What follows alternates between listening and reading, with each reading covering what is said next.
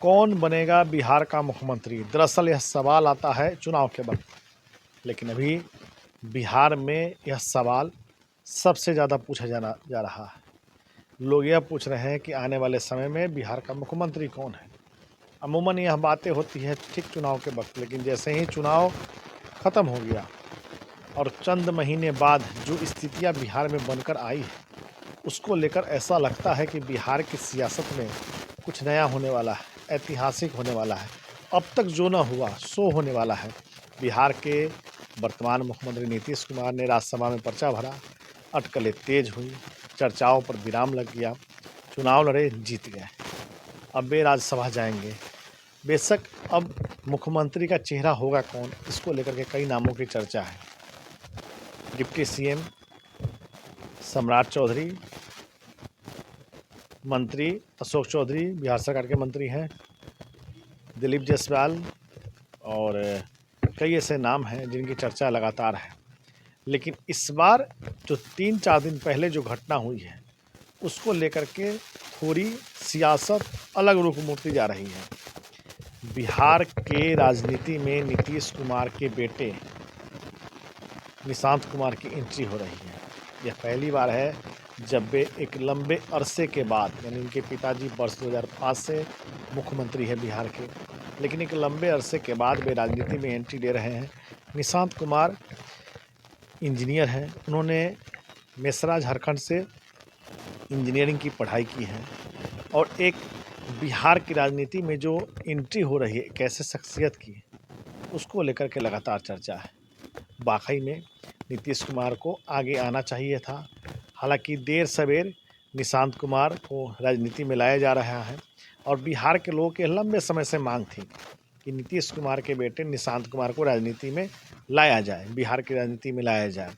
कयास यह लगाया जा रहा है क्या वे मुख्यमंत्री बनेंगे, क्या वे उप मुख्यमंत्री बनेंगे, क्या मंत्रिमंडल में शामिल होंगे।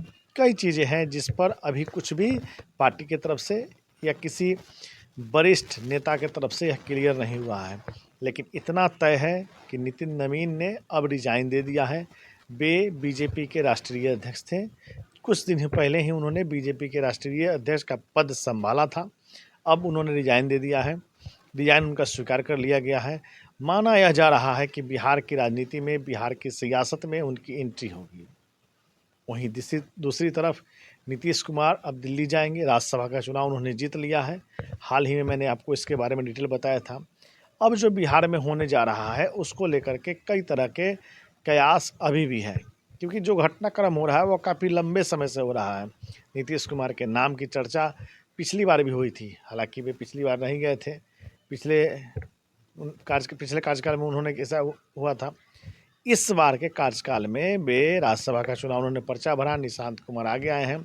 और बेशक जिस तरह से स्थितियां सामने आ रही हैं, लगातार इस बात का जिक्र बिहार में हो रहा है कि बिहार का मुख्यमंत्री कौन। देखिए, पूरे सिस्टम को अगर समझा जाए, पूरी चीज़ों को समझा जाए, तो बिहार या अन्य देशों की जो राजनीति होती है, मध्य प्रदेश का उदाहरण लीजिए। मध्य प्रदेश, जैसे ही मध्य प्रदेश का आप नाम लेते, वहाँ के मुख्यमंत्री शिवराज सिंह चौहान का नाम आता था। लेकिन एक ऐसा वक्त आया जब शिवराज सिंह चौहान ने वहाँ से मुख्यमंत्री पद से रिजाइन दे दिया और वे केंद्रीय कृषि मंत्री हैं। अभी की जो सियासत है, बिहार की जो सियासत है, एक और नाम जिसकी चर्चा शायद आपके जुबान पर है, वह नाम था पूर्व पथ निर्माण मंत्री नंद किशोर यादव। देखिए, मैंने पथ निर्माण का इसलिए जिक्र किया कि उनके कार्यकाल में बिहार में जो सड़कें का निर्माण था, सड़क का जो निर्माण था, वो बहुत ज़्यादा हुआ था। बेशक उनके नाम की चर्चा लोग ज़रूर करते हैं, और जो उन्होंने रोड मैप बनाया था और जिस रोड मैप पर जिन स्थितियों में बिहार में सड़कें उन्होंने बनाई थी, वो वाकई में चर्चा होती थी। आप जब कहीं बिहार से बाहर ट्रेन में जाते, सफ़र करते, कहीं बस में होते, तो उनके नाम की चर्चा होती कि बिहार के सड़कें भी अब बेहतर बननी शुरू हो गई है, बिहार में भी बिजली का काम अब शुरू हो गया है। तो एक ऐसा दौर था वर्ष 2005 का, जब पूर्व पथ निर्माण मंत्री तत्कालीन पथ निर्माण मंत्री नंद किशोर यादव का नाम लिया जा रहा था। अब उन्हें एक अच्छा पद बीजेपी ने सुशोभित किया है। अब वे नागालैंड के राज्यपाल नियुक्त किए गए हैं और वे नागालैंड में पहुंच चुके हैं। वो अपना पद बार बहुत अच्छे संभाल रहे हैं। यह बड़े ही गौरव की बात है कि बिहार में रहते हुए बिहार सरकार के मंत्री, और वो भी राज्यपाल पद के लिए उनका नाम सामने आता है, उनको बनाया जाता है, तो यह बड़े ही गौरव की बात है। क्योंकि बिहार में जिस तरह से सियासत है, और सियासत इस तरह से है कि उसको समझ पाना थोड़ा मुश्किल है।